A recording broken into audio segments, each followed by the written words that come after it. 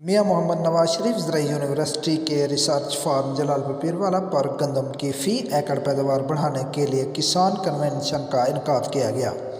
और आगाही वाक़ की गई, जिसकी सदारत vice chancellor professor doctor Asif Ali ने। किसान कन्वेंशन में इनका कहना था कि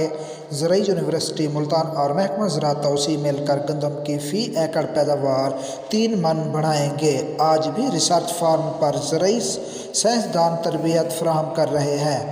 कि वो गंदम की फ़ी एकड़ पैदावार किसी तरह बढ़ा सकते हैं। इस मौके पर प्रोफेसर शफ़क़त सईद, महकमा ज़राअत तौसी के director Shahzad Sabir, doctor Abdul Ghaffar, doctor Muqarrab Ali, doctor Ammar Matloob और डॉक्टर अरसलान ने किसानों को